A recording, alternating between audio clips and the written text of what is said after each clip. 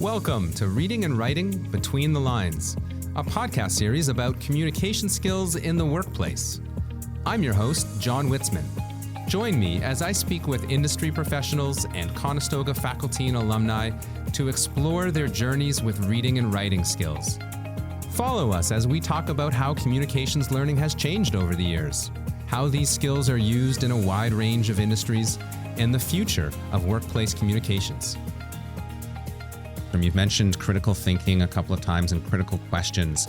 Do you recall making notes in the things that you were reading? Were you directing that curiosity to the text and making little questions and comments and notes on the paper? Is that something you recall doing?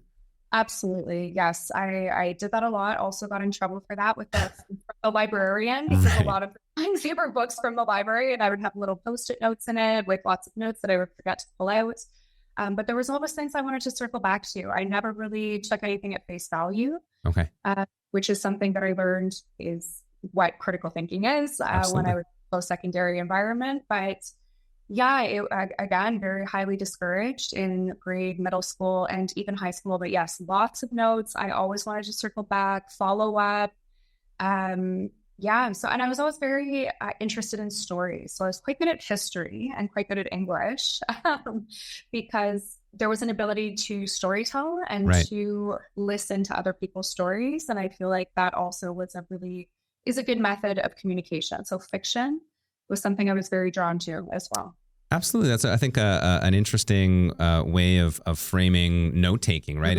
Is making a story or a narrative out of the ideas that you're hearing in whatever context. Certainly, if the context is already a kind of narrative like history or literature study might be. But do you recall feeling good about the notes that you took from class when you sat down to study for an exam or prepare for some kind of assessment that required you to go back over the previous week's learning? You felt like the notes gave you a clear picture and told a clear story that would make that sort of retroactive learning process feel like you were on solid ground? I do, in a lot of ways, Sean, and especially when it was a story, it resonated with me more. I was able to retain a story more, and the note-taking was more in terms of questions. And those questions about a story helped propel my thinking to go a little bit beyond the question that was being asked in an exam, in a test. And so I'd often get bonus points because I would go a little bit above and beyond based on those notes and those queries where I was positioning a framing of an answer in relation to the narrative that was being told and really being able to draw connections throughout similar themes, throughout areas in academia, throughout different subject matter. And really, I kind of see it as like a weaving together of a cohesive narrative and story in different subject areas.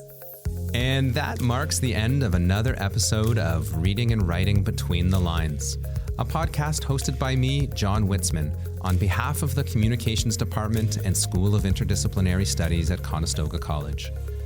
You can find other episodes of this series on our YouTube channel, Reading and Writing Between the Lines.